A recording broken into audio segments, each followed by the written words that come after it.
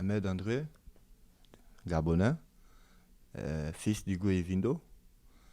Et je appelé un de mes frères, Djambo Armel, qui est un militant de l'opposition, pour discuter avec lui, le sensibiliser sur l'instrumentalisation des jeunes dans nos MAPAN, parce que je suis un jeune du MAPAN. Et je l'ai appelé, Djambo Armel m'a dit qu'il était en train d'aller à leur QG au charbonnage. Et que s'il fallait qu'on se voit, il fallait que je me rapproche du charbonnage. Et moi, par la suite, je me suis rapproché du charbonnage. Je suis celui-là, l'un des jeunes, que quand M. Jean Ping est quitté de Bruxelles et est arrivé au Gabon, le premier quartier où il est venu parler, c'est derrière le Moulin Rouge chez nous. Et lorsqu'il a failli se faire chasser derrière le Moulin Rouge chez nous, c'est moi, quand il courait pour monter dans son véhicule, qui me suis levé et allé l'attraper la main pour lui dire que M. Jean Ping, c'est comme ça que vous allez changer les choses dans ces pays. Il m'a dit non petit, laisse-moi partir dans ma voiture parce que les gars que tu vois qui chutent les chaises, qui nous insultent là, tu ne les connais pas. Je lui ai dit que ces gars-là, ce sont nos grands frères. Mais dans les Mapan, chaque marigot, chaque caïman a son marigot. Donc eux, ils sont pour Akebe 2. Moi, je suis au Moulin Rouge. Ils ne peuvent pas venir gaspiller quelque chose ici. Veuillez vous asseoir, je vais aller parler avec eux. Il m'a regardé 30 secondes dans les yeux. Il m'a fait confiance, il est venu s'asseoir. Je vous parlais de ça tout simplement. C'était pour vous amener à comprendre d'abord le fait que je suis rentré dans ce QG quand j'ai vu M. Ping rentrer dans ce QG. Et quand je rentre, on me fouille. Je n'ai rien de suspect sur moi, je n'ai pas d'armes. Je rentre, je suis assis, je suis en train d'attendre mon frère Djambo Armel. C'est comme ça que M. Jean Ping sort de l'immeuble pour monter dans le véhicule. Depuis que j'ai quitté leur mouvement, donc les souverainistes, eux et moi, nous ne nous sommes plus jamais vus et je me suis dit, nous ne sommes pas des ennemis. Je me suis levé pour aller saluer M. Jean Ping. Et deux éléments de la sécurité m'ont empêché de l'approcher et je les ai conscientisés en les disant que les gars, on n'a pas à me brutaliser parce que même M. Jean Ping à l'intérieur, s'il voit bien mon visage, je ne pense pas qu'il va refuser mon bonjour. Et c'est comme ça que M. Jean Ping est sorti. 10 gars se sont ajoutés, ils sont venus sur moi. Monsieur, il faut qu'on prenne vos téléphones et tout ça. Mais attendez, il y a quel problème? Non, monsieur, il faut qu'on prenne vos téléphones. Ils ont pris le taser, ils ont passé devant mes yeux. J'ai laissé les téléphones partir. Le temps qu'ils prennent les téléphones, l'autre met la main dans ma poche. Il se tire 100 000 parce que j'avais mes 300 000, 100 000, 100 000, 100 000 devant.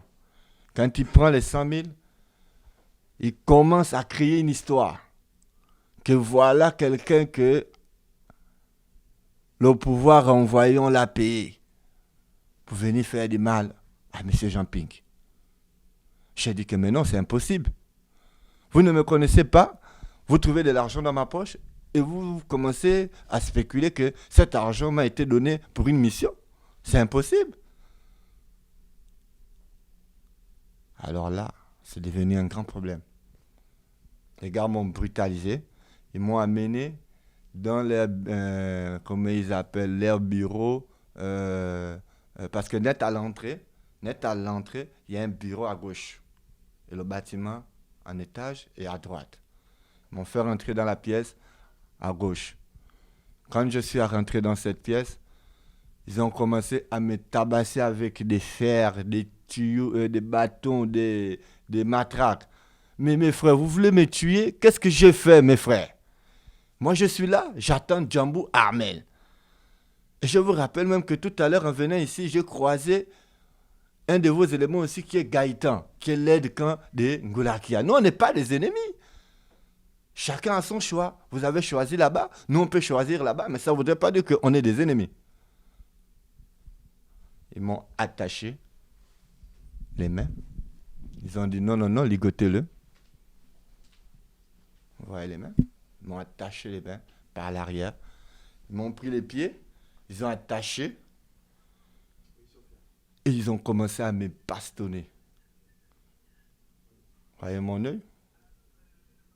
Ils ont commencé à me bastonner. Et après, ils me disent, c'est Gervais Opianga qui t'envoie. Mais où vous trouvez cette information que M. Gervais Opianga m'a envoyé ici pendant que moi je ne connais pas M. Gervais Opianga? Vous avez mes téléphones, prenez mes téléphones, vérifiez dans mes téléphones. Et c'est comme ça qu'ils prennent les téléphones, ils regardent la photo, ils se rendent compte que je suis un élément de l'armée du Mapan. La révolution viendra du Mapan, révolution intellectuelle. Parce que nous, cette année, on a décidé que celui qui gagne a gagné. Mais personne ne rentrera dans nos Mapan, venir instrumentaliser nos frères, nos sœurs, pour quoi que ce soit en leur faveur. Voilà pourquoi on s'est autoproclamé armée du Mapan avec notre général Gaël Koumba Ayouni. Et comme ça, ils ont décidé d'appeler un de mes grands frères du quartier, Zibi Bertrand, qui est le responsable de la sécurité. Et quand on prononce le nom de mon grand, je me dis, ah Dieu merci. Au moins celui-là, il viendra là. Il va me permettre de m'exprimer par rapport à ce que ceux-là sont en train de vouloir me faire porter comme chapeau. Et alors, quand mon grand frère rentre dans la pièce, il me pose deux questions. C'est Opianga qui t'a envoyé ici? J'ai dit, grand frère, moi je n'ai jamais traité avec Gervais Opianga. Deuxième chose qu'il me dit, je vais te tuer. Quand nous on veut changer le pays et que vous ne voulez pas changer le pays, on va vous tuer. Toi, je reviens tout à l'heure, je t'arrache un œil de l'orbite, je te coupe un doigt et je t'ai ligoté nu à poil.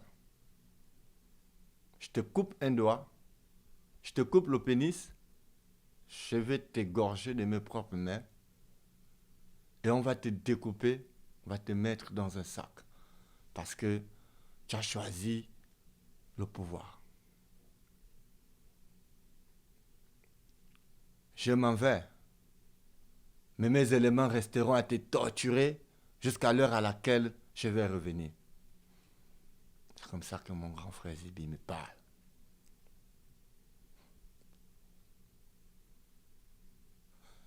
Il sort de la pièce. Il part. On reste à me torturer. Après, c'est l'aide-camp de M. Jean Ping qui rentre dans la pièce. Commencez à me torturer. Je lui pose la question. Avez-vous dit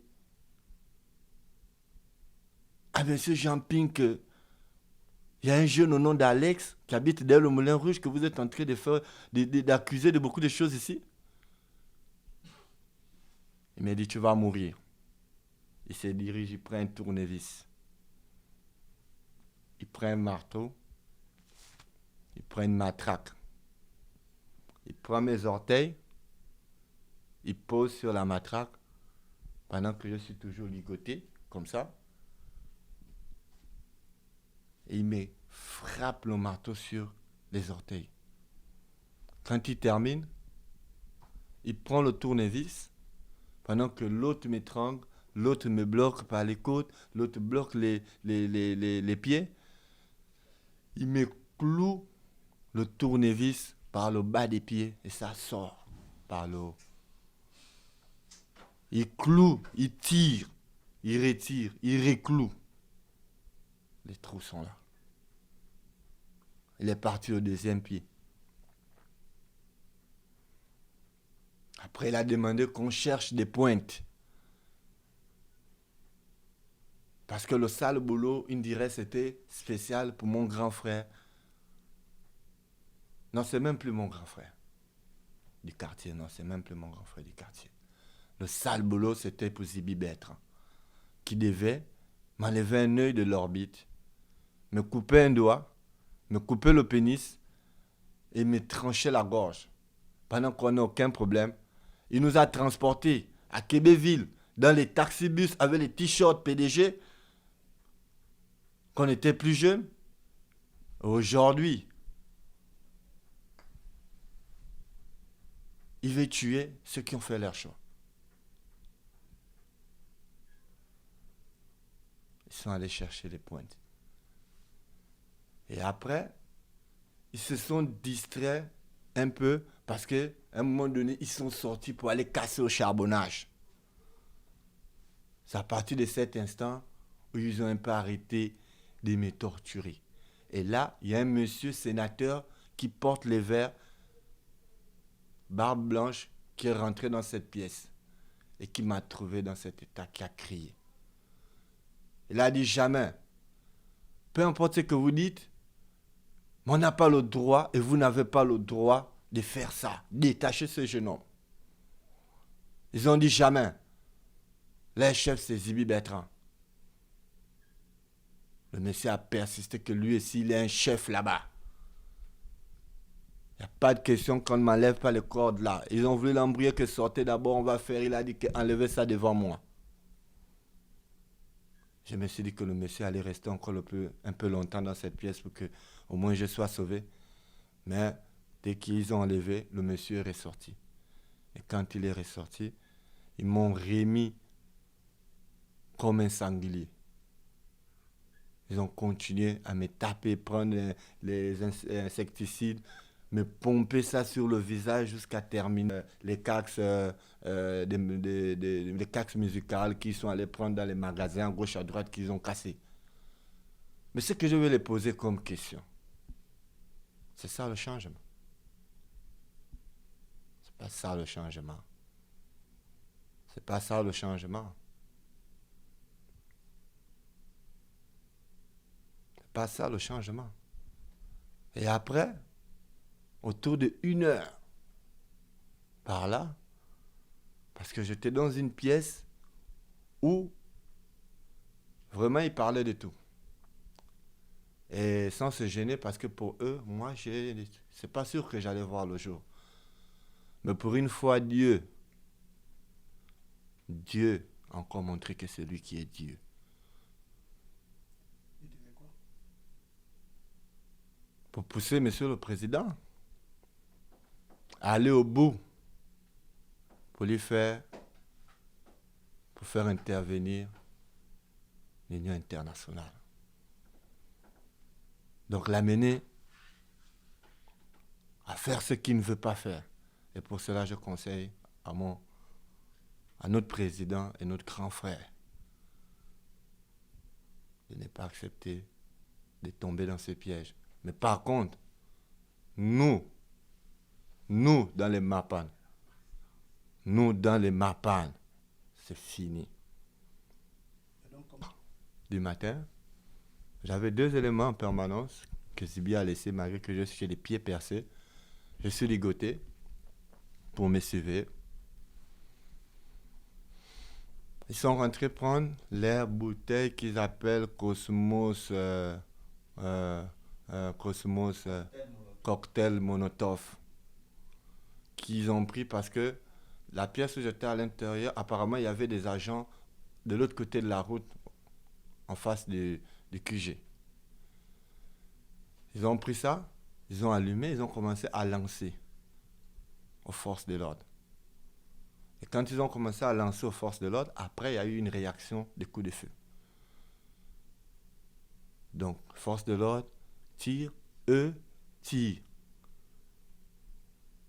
Jusqu'à ce que les balles, puisque la pièce où j'étais avait la lumière, bien qu'ils ont mis les rideaux. Jusqu'à ce que les balles ont commencé à rentrer dans cette pièce-là. C'est là, un a fui. L'autre est resté que lui, vraiment, moi, je ne dois pas sortir de cette pièce. Il y a un gaz lacrymogène qui est rentré. Il a fui. Je suis resté, j'étais ligoté. Comme à l'intérieur, c'est une pièce où ils avaient tout, les machettes, les cisailles, les couteaux, tous les pelles. Comme je disais là tout à l'heure, quand Dieu n'a pas permis que ton âme monte, ça ne montera pas. Je me suis battu avec l'instinct de survie. J'ai tiré le corps au sol. J'ai réussi à prendre un couteau, au sol où ils avaient leurs couteaux, comme j'étais attaché de dos. Et je me suis battu pour couper la corde des pieds. Et celle des mains, je n'ai jamais pu la couper parce que vraiment, j'étais vraiment ligoté. C'est comme ça que je commençais à crier au secours, au secours, au secours. Et quand je me suis levé, c'est là où l'un d'eux, je reçois le premier plomb ici. Je ressens le pied tout glacé et je tombe. Quand je tombe,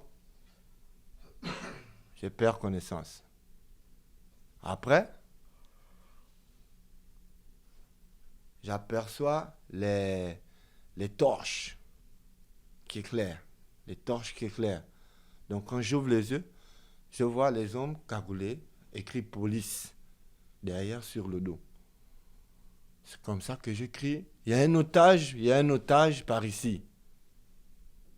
C'est comme ça que l'agent arrive, il torche d'abord mon pied, il voit que je saigne sérieusement, et il torche mes mains, il voit que je suis ligoté, et c'est là où il appelle 2 éléments, il confirme que réellement, je suis un otage. C'est comme ça que, vraiment, je remercie la police encore, que Dieu a envoyé pour m'aider.